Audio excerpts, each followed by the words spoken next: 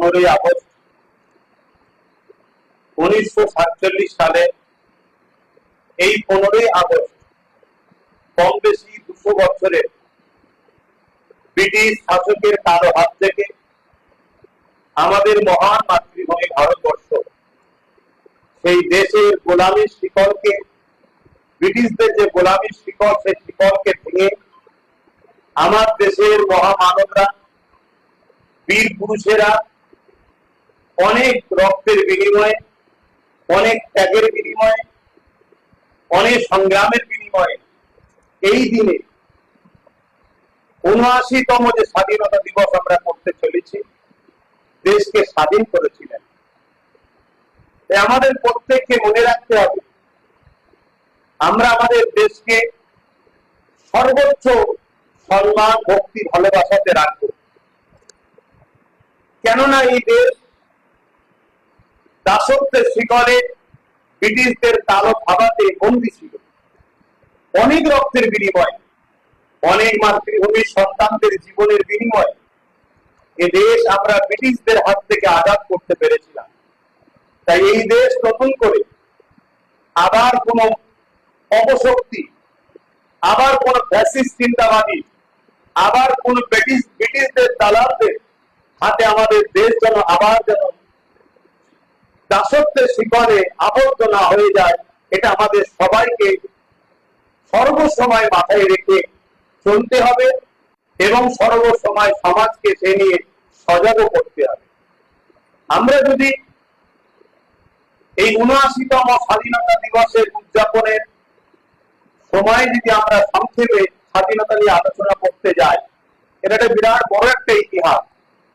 আমরা দেখতে পাই এই বাংলায় স্বাধীনতা, স্বাধীন নবাব সিরাজউদ্দৌলার যে আন্দোলন, সেই আন্দোলনকে আমরা কোনোভাবে ভুলতে পারি না। ঠিক পাশাপাশি আমাদের এই পশ্চিম বাংলার উত্তর ২৪ পরগনা বর্তমান যেটা বাদুড়িয়া বিধানসভার অন্তর্গত নারকলবেড়িয়া বলে একটা জায়গা আছে, যেখানে মীর নিসার আলী, তেনাকে টিপু মীর বলে আমরা চিনি, তিনি বাঁশের দ্বারা একটা কেল্লা করেছিলেন। উদ্দেশ্য কি? ব্রিটিশদের বিরুদ্ধে লড়াই করে ভারত মাতাকে, ভারতবর্ষকে তাদের কালো হাত থেকে, তাদের শিকল যে বন্দী করে রেখেছিল তার হাত থেকে উদ্ধার করবে। আমরা জানি নেতাজি সুভাষচন্দ্র বসুর নাম, তিনি আমার দেশকে আজাদ করার জন্য আজাদ হিন্দ ফৌজ তৈরি করেছেন। সেই ফৌজের নেতৃত্ব দিয়েছে ভারতবর্ষের মুসলিম, অমুসলিম সর্বধর্মের মানুষেরা।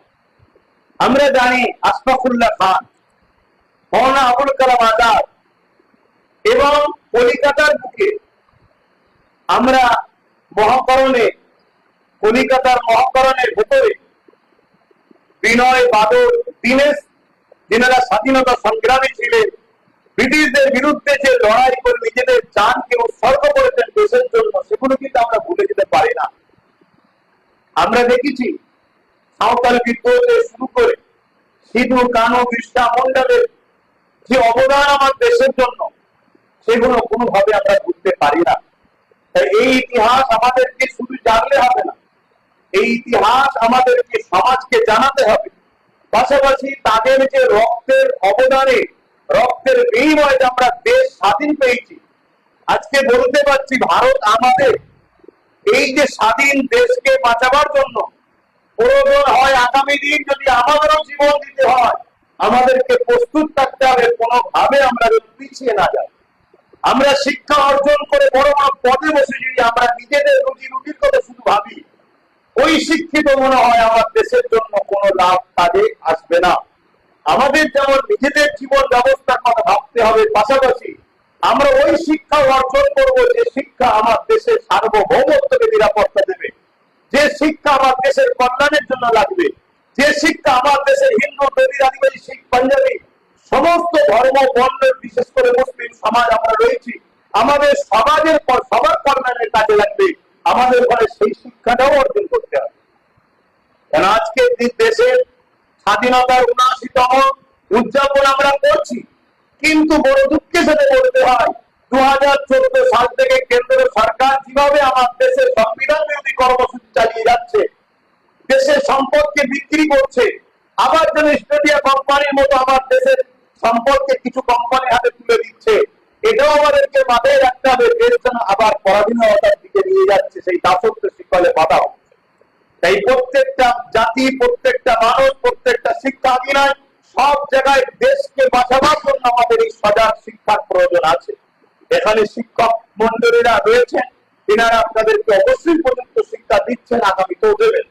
আজকের এই স্বাধীনতা দিবসের সংক্ষেপ এতটুকুই বলবো, আসুন আমরা স্বাধীনতা যে স্বাদ ভোগ করছি, আমাদেরও নতুন প্রজন্ম যে জেনারেশন আসবে, আপনাদেরও নতুন প্রজন্ম যে জেনারেশন আসবে, তাদের জন্য আমরা দেশকে সেই রকম সুন্দর, ধর্ম নিরপেক্ষ এবং বিশেষ করে ডক্টর বাবা সাহেব আম্বেদকরের যে রচিত সংবিধান, সেই সংবিধান আমরা যেন দেশের মানুষের কাছে সর্বসময় রেখে যেতে পারি।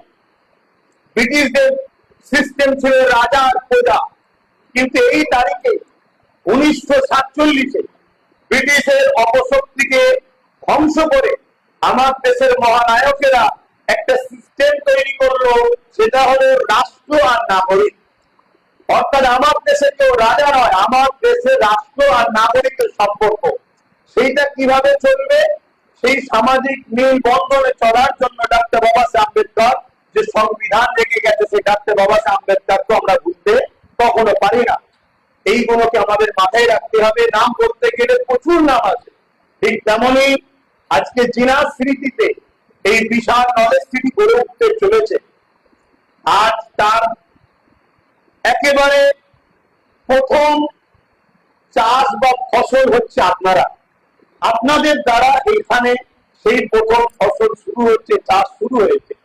সেই শিক্ষা নলেজ সিটি জিনার নামে পীর আবু বকর সিদ্দিক, তিনার কথাকেও আমরা কোনোভাবে ভুলতে পারি না। তিনিও স্বাধীনতা সংগ্রামী ছিলেন এবং তিনার দেশের জন্য যে সংগ্রাম, যে লড়াই, যে ত্যাগ তিনি করেছে, সেটাকেও আমাদেরকে স্মরণ রাখা দরকার। তো যাক, আপনারা বড় হন, আপনারা দেশবাসী, সমাজের গর্ব হন। আজকের এই ৭৯তম স্বাধীনতা দিবসে প্রেক্ষাপটে আমি আপনাদের জন্য দোয়া মহান স্রষ্টার কাছে আশা রাখি। কথা বলতে গেলে অনেক লম্বা কথা বাড়তে হবে। অবশ্যই আপনাদের শিক্ষক মন্ডলীরা আপনাদের ঘরের দেশ নিয়ে আরো সজাগ করবেন, এটাই আমি আশা রেখে এখানে বক্তব্য এখানেই সমাপ্তি করছি। সকলে সুস্থ থাকে, ভালো থাকে, আপনারা মন দিয়ে পড়াশোনা করবেন, দেশের জন্য, দেশবাসীর জন্য আপনারা গর্ব হবেন। এই মাইন্ড দিয়ে, এই মেন্টালিটি দিয়ে আপনারা পড়াশোনা করবেন, যাতে আমরা দেশ ও দেশবাসীর সেবক যেন হতে পারি। এই আশা রেখে আমি ক্ষুদ্র বক্তব্য সংক্ষেপ করছি। সকলে সুস্থ থাকি। ছোট্ট একটা তোহফা স্বাধীনতা দিবসে তোমাদেরকে দেওয়া হচ্ছে। ৭৯তম স্বাধীনতা দিবসে এই ছোট্ট একটা তোহফা তোমাদের হাতে দেওয়া হচ্ছে।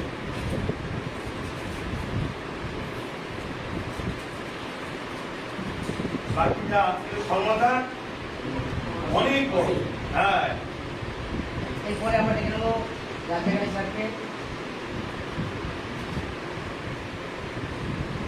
এরপর আমরা দেখে নেবো সনাতন বাস্তি মহাশয়কে। খুব ভালো করে লড়াই করতে হবে, শিক্ষার লড়াই। এবারে আমরা দেখে নেবো শিক্ষক ফজল আলী মহাশয়কে। এরপর আমরা দেখে নেবো আবু হোসেনকে।